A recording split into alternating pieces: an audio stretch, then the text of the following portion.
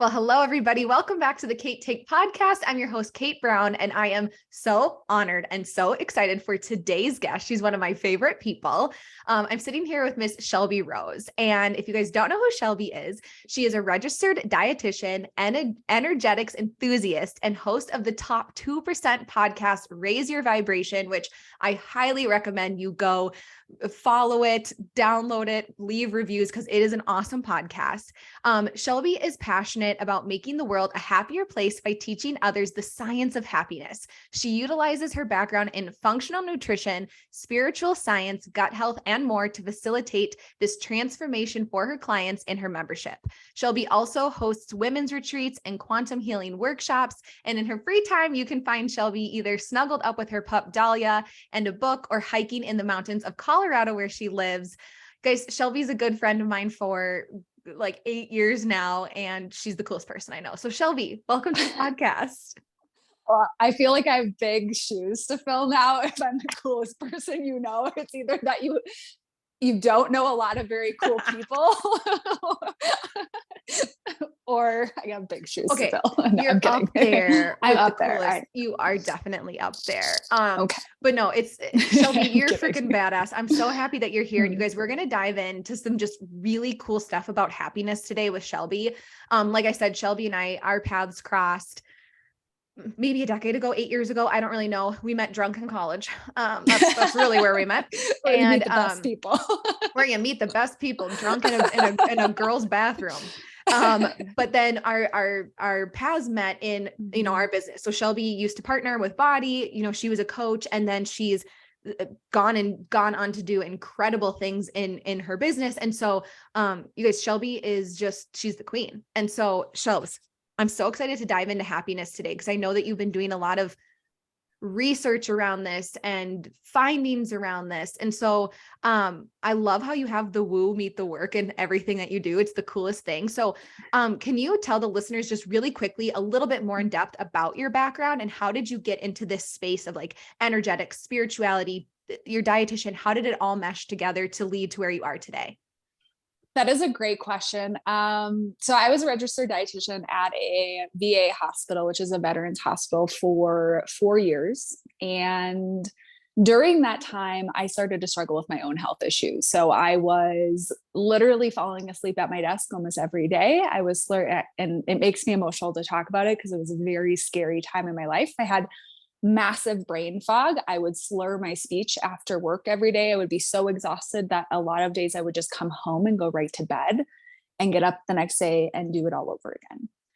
And I remember sitting at my desk. I had this tiny little office. There were no windows and I had the door closed, and I was just sitting in there and I had tears welling in my eyes because I'm going to be in a mental institution by the time I'm 30. I was also struggling with really massive anxiety, social anxiety. I couldn't be around other humans without feeling anxious. Even if no one else felt that, I had this internal shakiness around everyone, and was able to heal my body through functional nutrition, integrating a lot of meditation and spiritual practices for myself, finding a purpose, which Kate helped me with.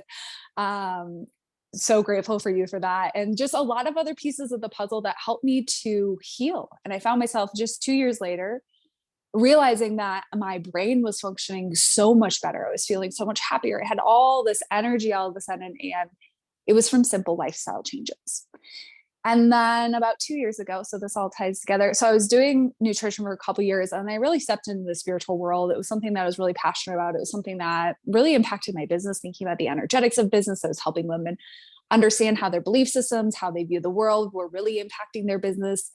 And then about 2 years ago, I had some trauma happen in my life that was really difficult.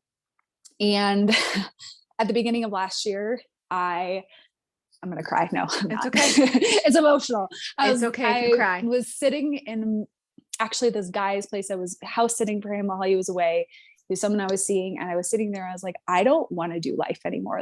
This is what is the fucking point of this? And I just realized how depressed I was without even admitting to myself how depressed I was. I was just trudging forward, keeping going on, through the motions, running my business, doing all these things. And I had this moment where I was like, I'm really sad. Life is my heart hurts. And that is when I really started to step back into the nutrition and back into the functional medicine. I started EMDR therapy, which we've bonded over, Kate. Yes. But it made me realize, I was like, there are biological factors to our mood, and I am doing none of them right now. I am eating excessive amounts of sugar because I am depressed, and I was going through a breakup, and I was dating the wrong people, and I was drinking more alcohol because I just moved back to Denver. It was new here. I was going to happy hours. It was just not really living a life that was supporting my happiness. And this year I was writing a post for Instagram, and I just like was sitting at my computer. And again, that moment of my tears welling up in my eyes. And I was like, I'm happy. I'm so happy with where my life is at. And obviously there are days where like my mood is low, or I'm a little more sad, or I'm processing emotions, but it's not this like sadness that just penetrates everything. And I realized just those simple changes I made this past year, how much it impacted my mood in 9 months. Really in May is when I really like buckled down. You kind of get the idea, you're in the pre-contemplation. This is what we call it in the dietetics world, the pre-contemplation phase of change.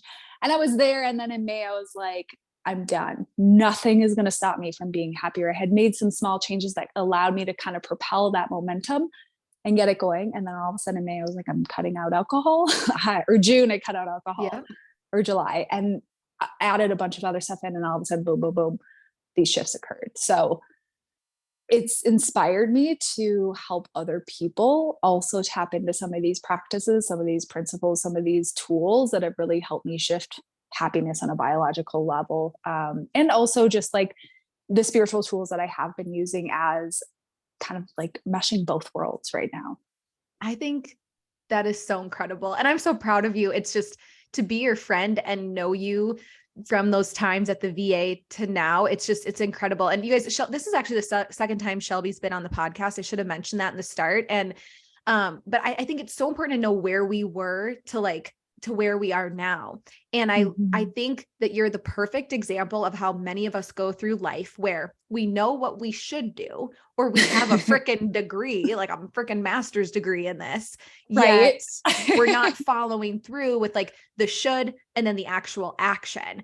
And that's what I think is so powerful about your work is it's like, you take the science, you take the dietitian background, but then you pair it with like that spiritual stuff of like what's going underneath the surface. And it's like, it's just freaking powerful. And so that's what I want to dive into today on like, how can we be happier, Shelby? Like at the end of the day, I think that's what we all really want. I don't think anyone wakes up and is like, I want to be really sad and depressed today. Right. Like, we want to be happy, right? We want that, or we think we're doing the things that are going to make us happy. So how do we get happier? And like, what are some of these evidence-based ways that you've kind of been researching and thinking about, like, how do we actually become happier beings day to day? What were those simple shifts you made over the last year? Well, I want to start it off with this is that there's a lot of controversy around happiness. I think is like, I've heard a lot of things in the past year of like, well, happiness isn't a realistic goal. And, we should shoot more for contentment, or we should shoot more for, whatever that may be. And I think what I'm bringing to the table is being realistic, one, about happiness of like, you are not going to be happy in your life every moment of every day. Let's just like put that out there. That is not real. That probably isn't realistic. And you're probably doing a lot of what I consider spiritual bypassing, where we're not feeling the full spectrum of our emotions.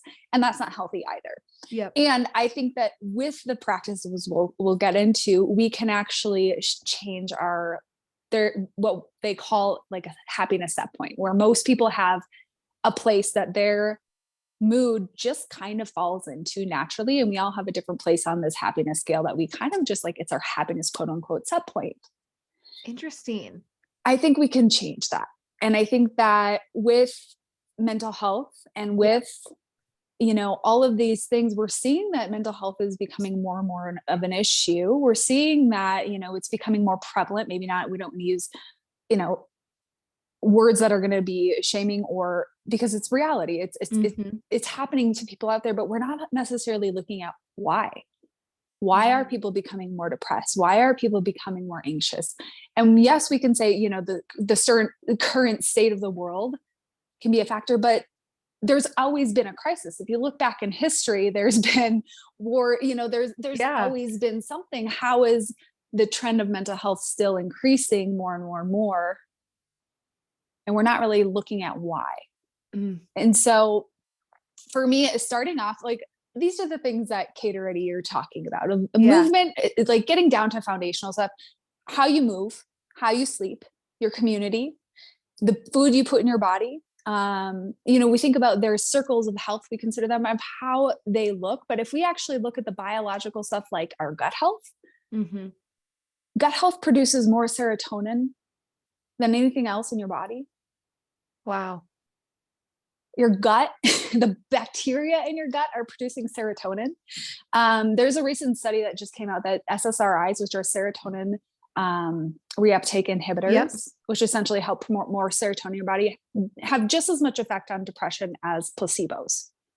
So meaning that they really aren't having that big of an impact. We're wondering, okay, what is the key to depression, anxiety? Well, there's a lot of different factors that just aren't being looked at. We're just looking at a medication to heal when no one's really looking at gut health for mental health. And if they are, like I was when I was working as a clinical dietitian, I mentioned I worked at a veterans hospital because a lot of those veterans are struggling with mental health.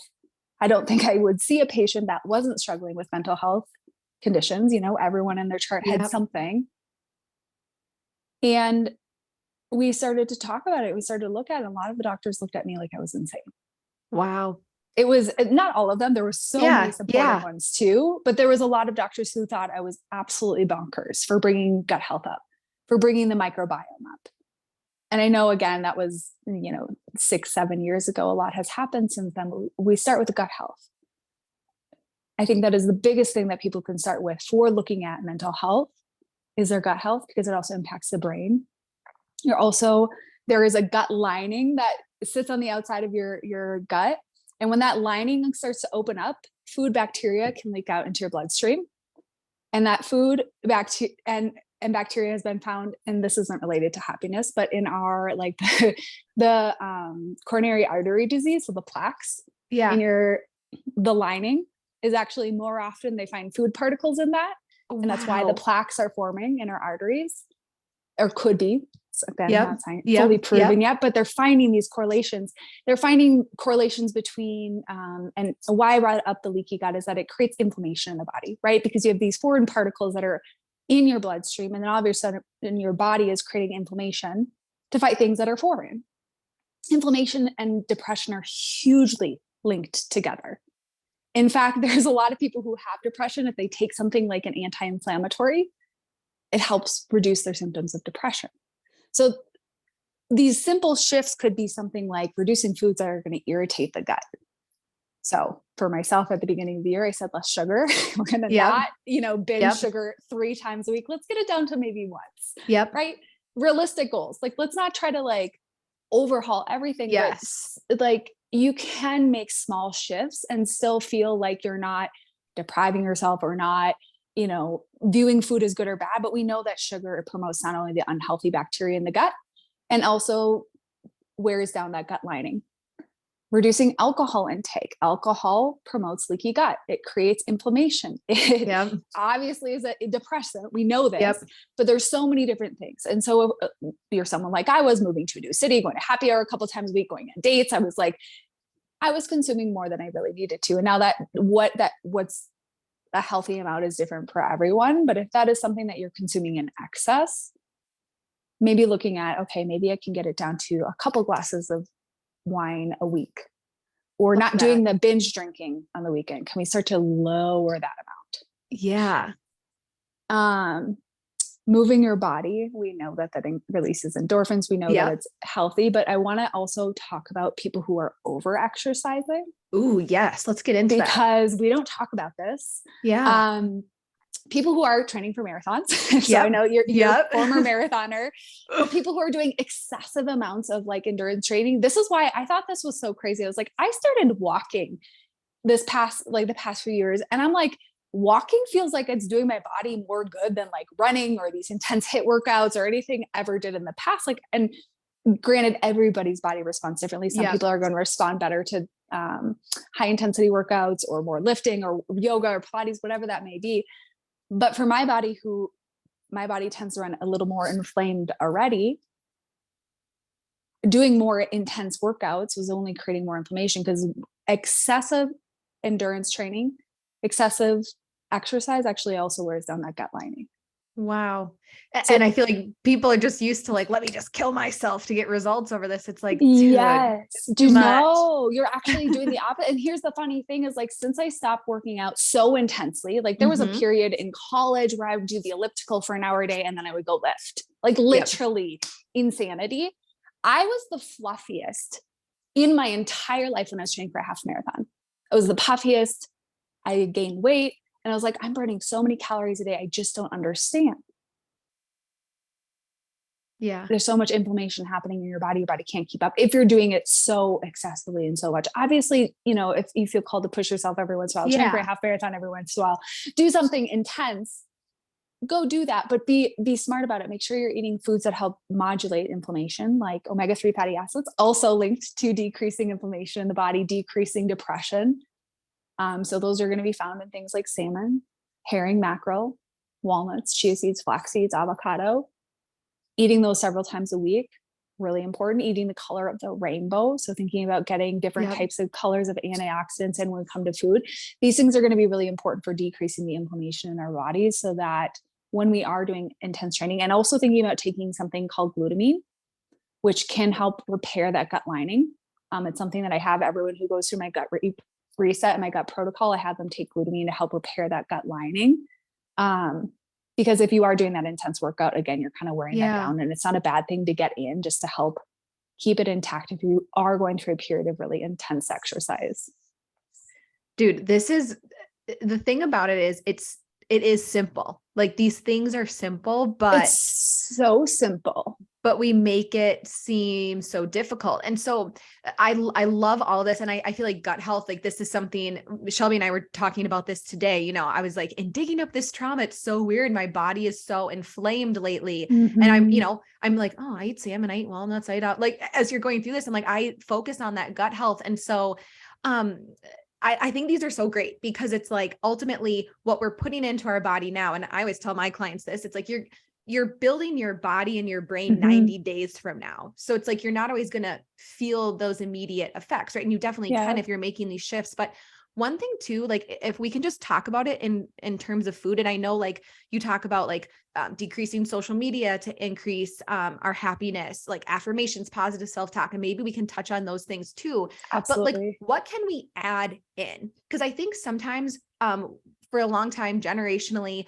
diets, exercise, all of it's been very punitive, and it's been very take away this, take away that, take away carbs, all that kind of stuff. So like, how can we flip our mind of like, what can we add into our day to make us healthier and therefore happier? So like, what are some simple things that you've added into your health regimen that's helped increase your happiness? I love this. And I love that perspective too, because I think anything that's coming from fear, we should be like questioning, right? Yes. What's the energy behind this? Is the woo side of me. We Like, what's the energy? Woo. Yeah. What is the energy behind the things we're doing? And if it's coming from a place of fear, it's probably not coming from a place that's going to be sustainable. And there's so many times where I've told people like what they should consider eating in a day as far as nutrients go. And they'll be like, that's so much food. But that's so much food. I'm like, it is a lot of food, and your body needs it to be operating and nourishing. And I think number one, under eating for women, biggest way to put yourself in throw your hormones off, go into a depressed state, because you're not actually getting, like, your body doesn't have enough energy to actually move and do the functions it needs. So it's going to take away, and you're going to feel low energy, you're going to feel low vibe when you're not eating enough.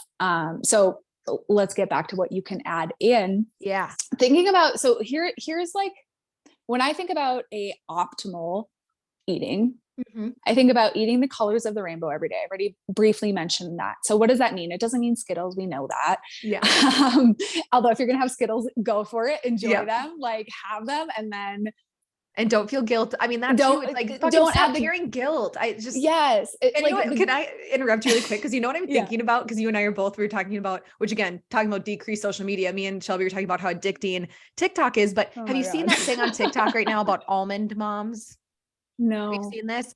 So there's like this trend on TikTok, and this will tie right back into adding in. And it's all about like how millennials were raised by almond moms, and almond moms are like the ones who are like, oh, honey, I had a piece of toast today and an almond. I'm all set. Like sort of like, and again, not to typecast, but like a lot of like the boomer moms who are like you'll be like, mom, what'd you eat today? And she's like, a cup of coffee and an almond. And like, we were kind of raised by that generation. So it's like in our mind, like, or like we were like the special K generation. Right. And so I think like that concept of adding in scares us because we're like, but wait, won't I be unhealthy? Whatever. So anyway, I just had to interrupt that. So like, this is what it makes me think of, because again, like we have the power as this generation of women, to those of us who are mothers, not raise daughters who see a mom eating a fucking almond all day and have like calling it a day. So I just think that's so interesting that you say it's about, it is like about more, which again, I feel like energetically that's about abundance. Abundance. Like let's abundantly feed our bodies and nourish our bodies. Yeah. Oh, they do that. And also I just want to add, like, if you are in that mindset, my favorite story, I was working in the weight loss clinic at the Veterans Hospital, and I would piss the doctor off. I pissed a lot of doctors off when I worked there, but I pissed them off because I would go through people's diet recalls. I'm like, you're not eating enough. Like the protein would be so low for these women because they were trying to cut calories, and they were like, well, meat has a lot of calories, I'll just eat vegetables. And I would write on there, I was like, you need to get at least this many grams of protein, at minimum this many grams of protein. And the doctors would be like, oh my God, no, they were in such the mindset of like, eat less and they'll lose weight, but their patients would lose weight when they were actually eating enough to maintain their lean body mass. So and that woman, that I remember this woman so clearly, that I told her, she called me. She was like, is Shelby there? She went through my diet recall. And it wasn't my patient, but I just had like graded her diet recall. She's like, I just want to tell you that I started losing weight again. I'm so great. Like, wow. I'm so grateful that like you helped me figure this out. I'm nourishing my freaking body. That I'm nourishing my body. I'm like, oh my God, like we're focused on the wrong thing. And I think a lot of like we're focused on the wrong thing. Anyways. Okay.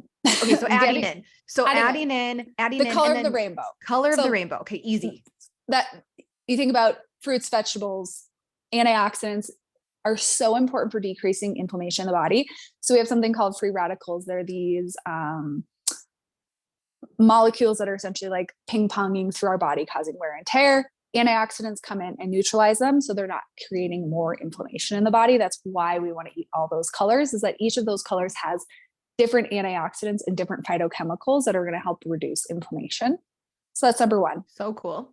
So cool. I know. And like get a little color, like a rainbow graph, and like check off like, what colors am I actually eating? Am I actually getting variety in my diet? Am I actually getting different colors? Because a lot of us we'll eat our carrots, for a snack, and then like sweet potatoes and all of that is orange. Like, that's so, and it's so simple. It's so simple. So simple. Omega-3, I know I already said them, but really like 2 times a week, we should be eating omega-3 fatty acid, fatty fish. If you're not a fish person, I get it.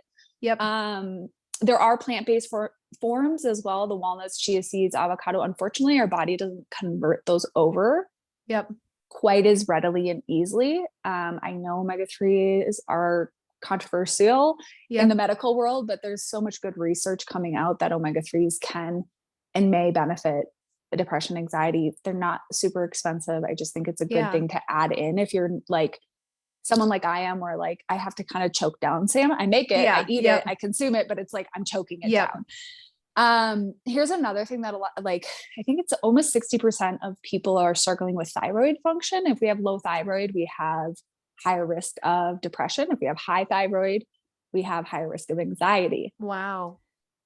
So thinking about minerals like selenium. So one thing I tell everyone is like, get 1 or 2 Brazil nuts a day. Like have it in your supplements cabinet and just pop 1 or 2 Brazil nuts a day. You will get your selenium intake, which promotes thyroid health, making sure you're getting enough iodine. So things like seafood, again, seaweed, iodized salt. It does have iodine added. So if you're not consuming those foods, thinking about, okay, this is what I do, choking down my seaweed. Yeah. Yeah. Because you need to get the iodine in somehow. And a lot of people are moving to sea salt, which is, or Himalayan salt or what mineralized salt, which is great. But a lot of people aren't eating the seafood that actually contains the iodine to promote thyroid health. So it's so wild. And it's like, okay, I don't know. It's just, it's simple. It's so easy. It's so easy, but it's like, it's so easy to not do too. So yeah, but that's the thing. It's like, I also really love your perspective. It's like, well, you don't like salmon, fucking choke it down and get the nutrients. Not every meal has to be an A+. Like, let's just, call a spade a spade. Like that's, sometimes it's like, we need to do the things that we don't want to do. And it's like, I see this sometimes with my clients too, where it's like, well, I'm just such a picky eater. It's like, do you really want to keep telling yourself that narrative? You're 31 years old. You will create the taste buds for the foods that you eat. Like, I cannot tell you how many people have been like, well, just try something. And like, if we can get your brain to shift that perspective a tiny bit and open you up to new foods, your taste buds are going to adjust. It's just like, I would not touch fish my entire life. And now I actually slightly enjoy my salmon. If I put enough lime and cilantro on it, I'm fine. It's okay. It's pretty it's actually good. I just had to get past that fishy taste that I'm very sensitive to it. And so it's just that perspective. Finding that way.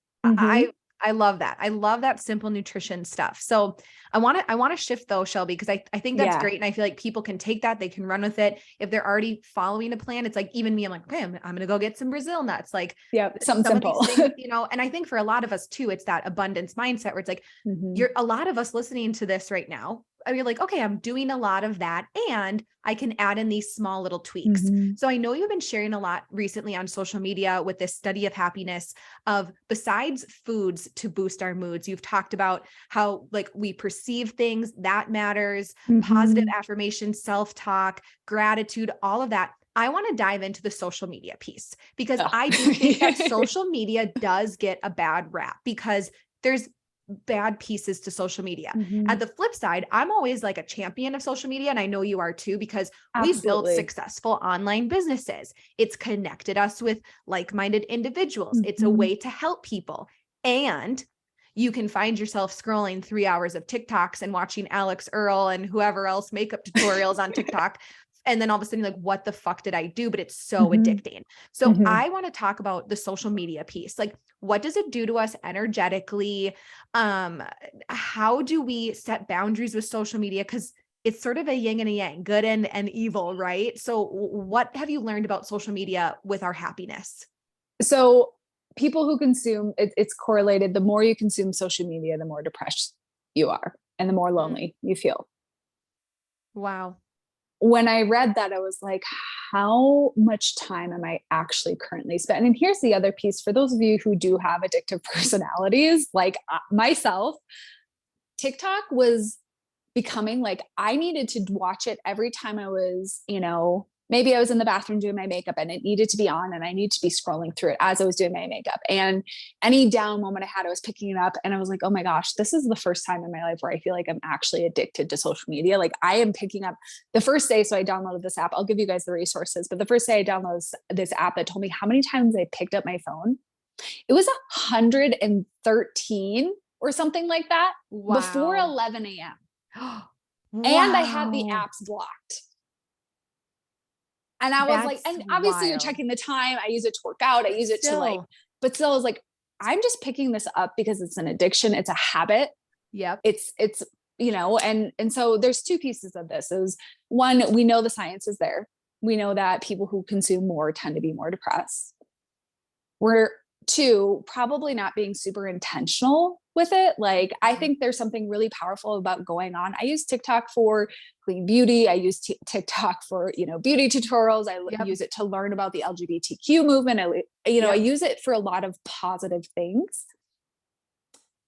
And that's very different than me just going on and mindlessly scrolling for 2 hours because I had a hard emotion and I didn't actually want to feel it, or because, hey, bypassing emotions, wanting to numb out, very real reasons we use it.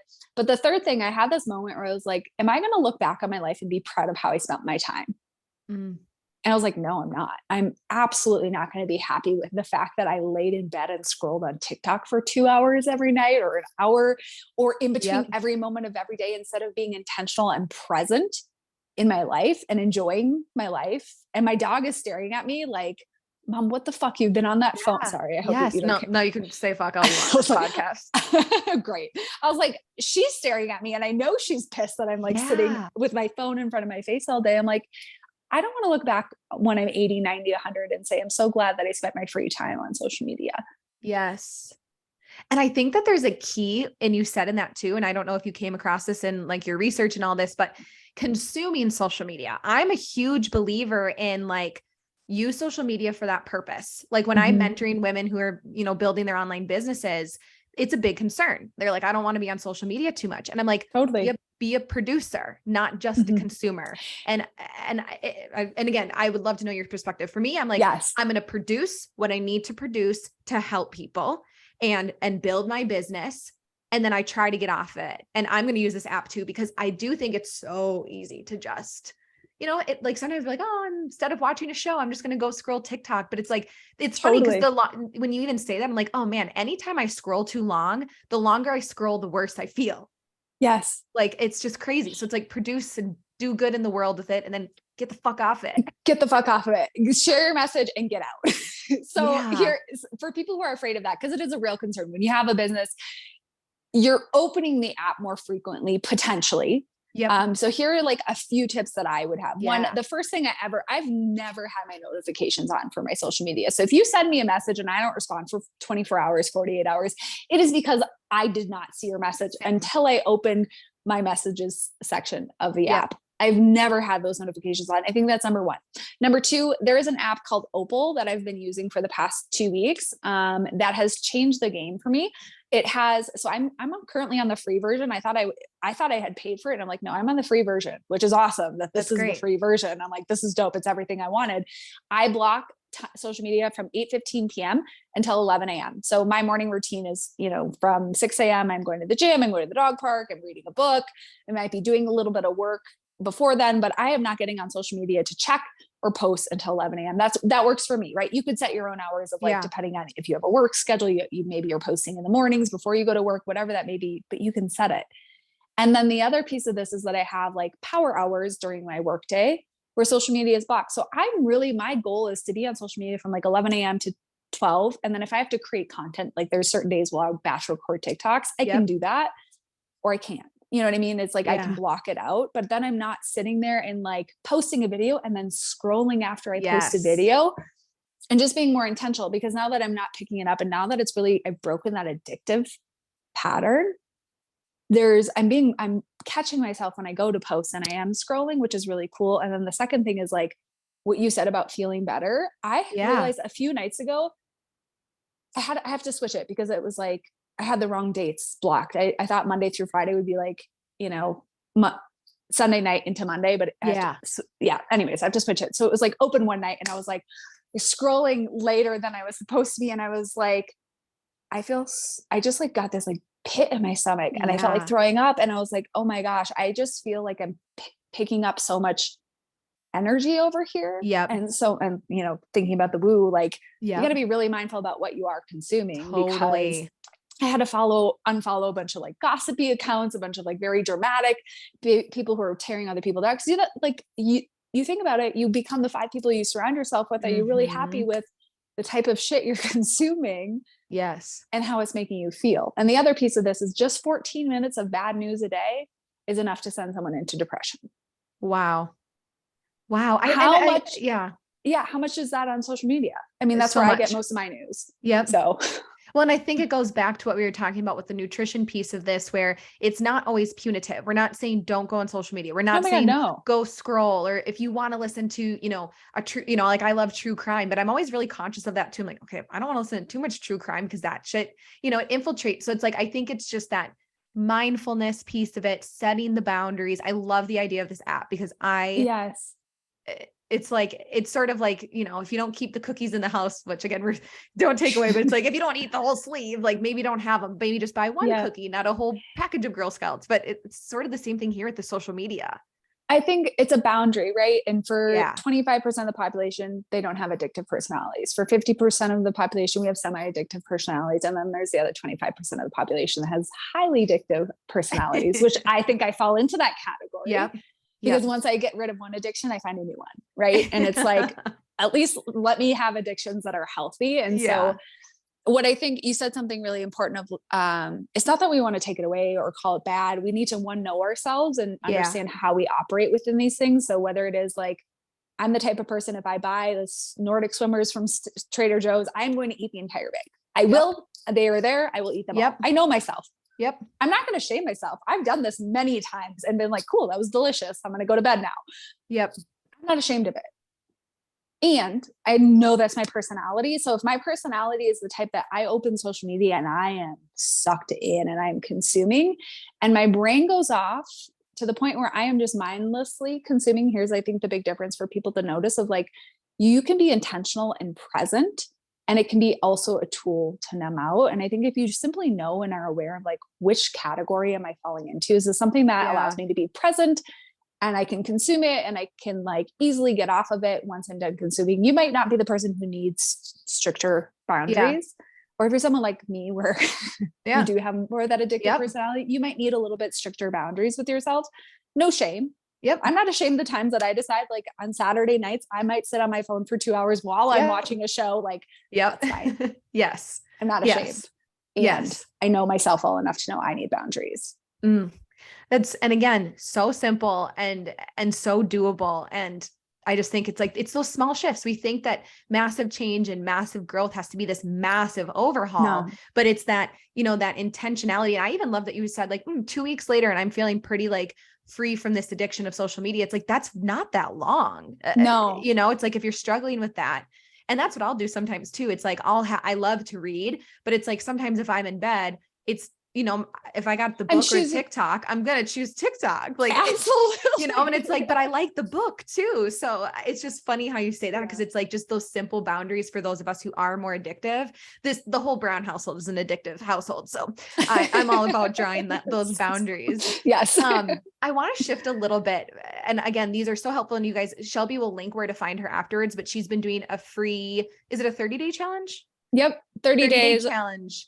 And I'm just sharing little tidbits on happiness. So we're talking everything from clean beauty to, social media, to mindfulness, to perspective, to nutrition, and everything in between, really. It's so good, you guys. So we'll link that. And this is still within that realm, but I want to shift a little bit to this, because what I wonder, Shelby, is the woman listening to this and she's hearing these, these small shifts that she can make, or maybe she's, finding your social media as she's listening to this, she's going to pop over to your Instagram or whatever. And she's listening to this and she's like, I'm doing a lot of this on the surface. I'm doing that. I'm moving my body. I think I'm being mindful.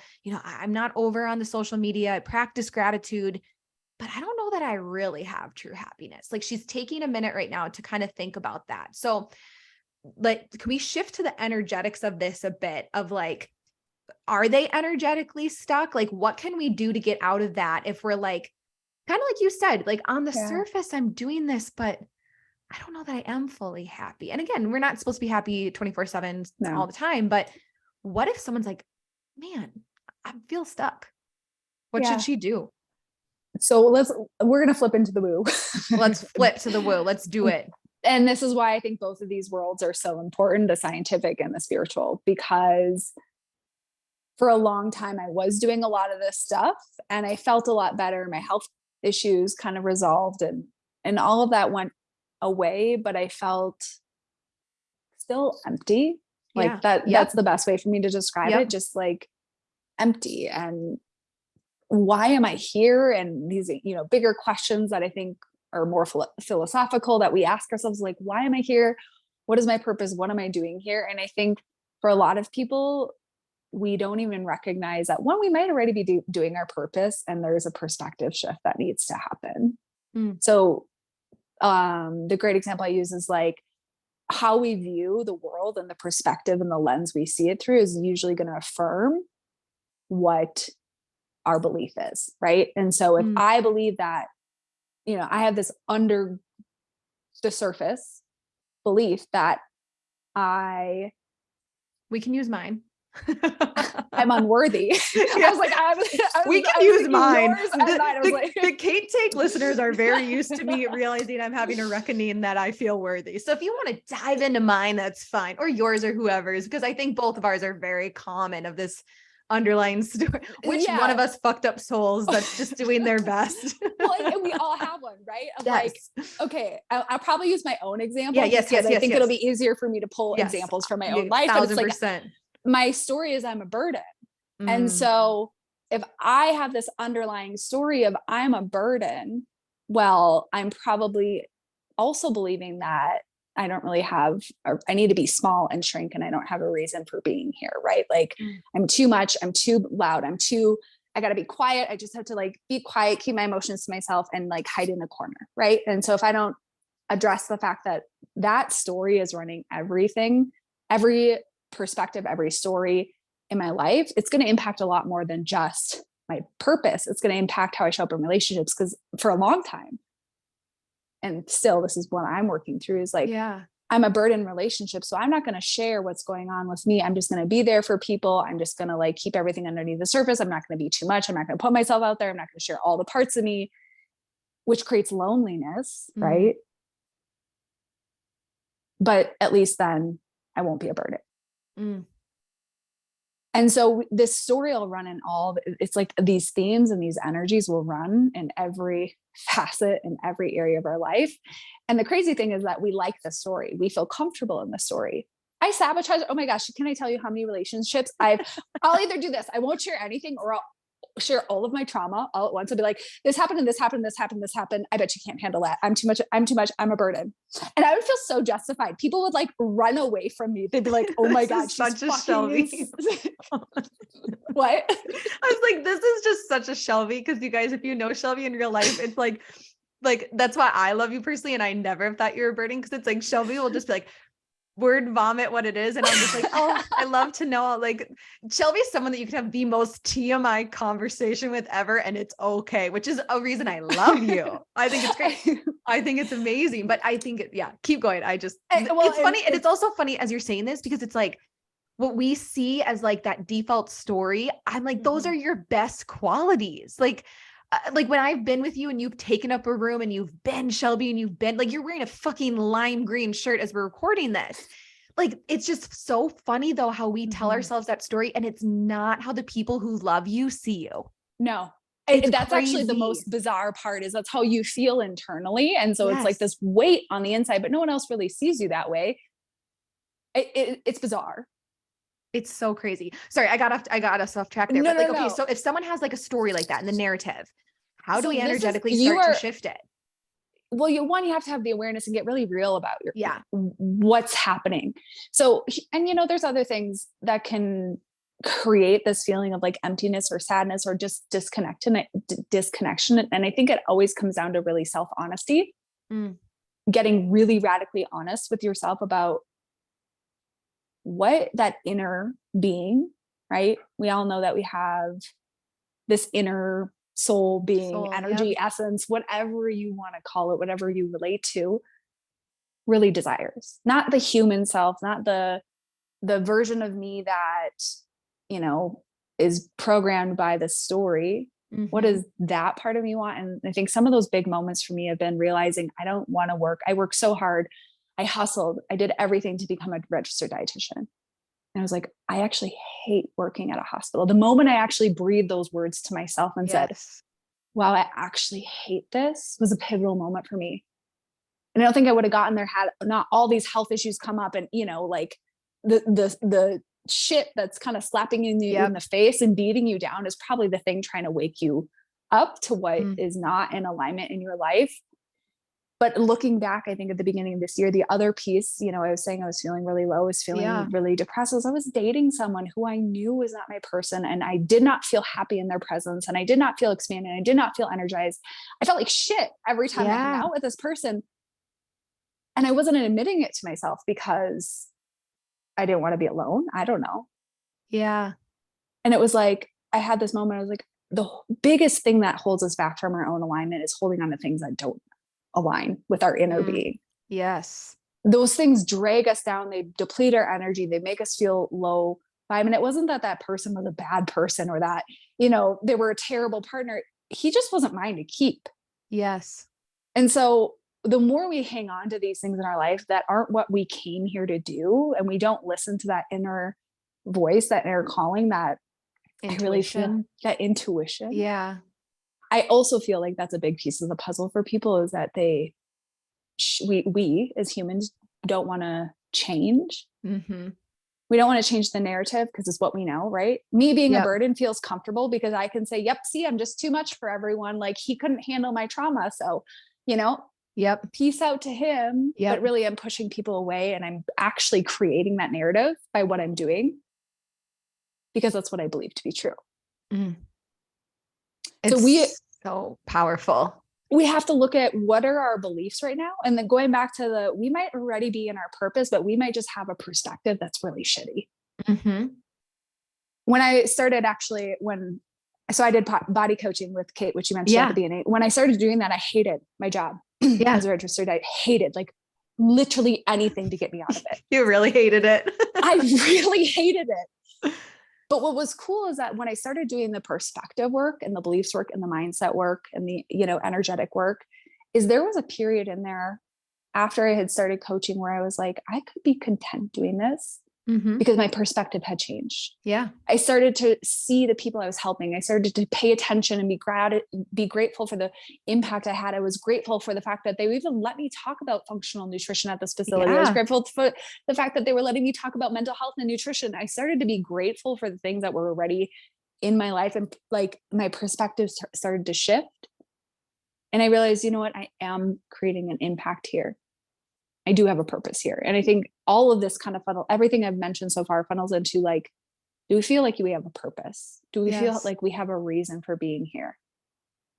And because giving sorry, keep going. Oh, no, it's just so good. Go. Well, I was just going to say, part of it too is like, and giving yourself permission to step into that, you know, and it's like people grow and they evolve and they change. And the price of your new life is the cost of your old one. And, you know, even for you, like your business juncture, like when you were like, you know, body doesn't really align with what I want to do anymore, I'm going to go with this shift. It's like, good. Like you have to step into that. And then it's like, that's how and you it was grow. terrifying. Yeah. And that's where you know, you find the people who support you and whatever, but it's like, it's that you've got to let go of something to get something else. And it's that permission and that courage. And it's scary. It's scary to say out loud, I feel like I'm too much or I'm a burden. You know, you've gotten courageous to say that, but I'm sure the first time you said that in therapy or whatever, it was like, what the fuck is wrong with me? Oh, I was so mad at my therapist. I was like, I'm what? I'm doing what? No. You're like, wait a minute. No, again, this is the best that you're saying this wearing a literal lime green highlighter shirt. And it's why you're so amazing, Shelby. But I love that. And I think it's one of those things where it's sort of like what I'm hearing you say is really get curious. What is that thing that, you know, we all know that default of where do you go back to that limiting belief, hear it, own it, and then make that decision to move past it. Find tools, find a therapist, whatever it is to do that. And then you're going to have to keep working through it. But I think what's also powerful with what you've shared over the changes you've made in the last year, and now what you're helping all of your clients with and everything else, it's like, it's that, and it's the add in those colorful foods, decrease that, you know, add more purposeful social media usage and all that kind of stuff. And it's like 90 days from now, whatever, and so on and so forth. It's like, man, you can make some massive changes. Yeah. And I think too, it's about building resilience. Like, yes, you're going to have challenges in life. You're going to have periods of your life that feel harder. You're going to have periods of your life where you're going to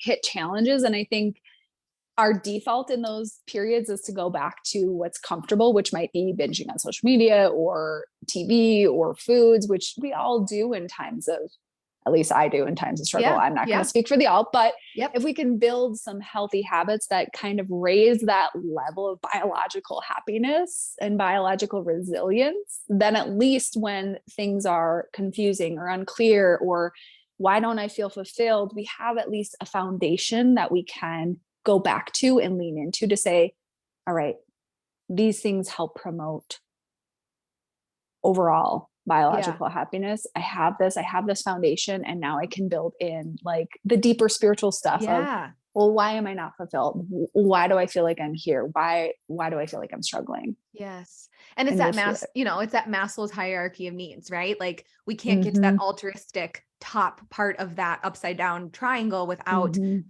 those basic things first, which you always have done. And what I love seeing you over the course of, the past 7-8 years of you building your business and all the shifts you've had is I think it's so cool to see you take your energetic work and mesh that with your initial passion of being a dietitian and knowing all this and putting it together. It's so cool, Shelby. And it's going to help so many people. And I'm sure people listening to this on their walk or in the car right now are like, damn, like I needed this today. So, Shelby, is there anything that you want to, I could talk to you forever, but we're going to start to wrap this up here. So is there anything that you want to leave everyone listening to this with? Is there a tidbit or a last little like nugget that you want to leave the listeners with? And then after that, where can everybody find you?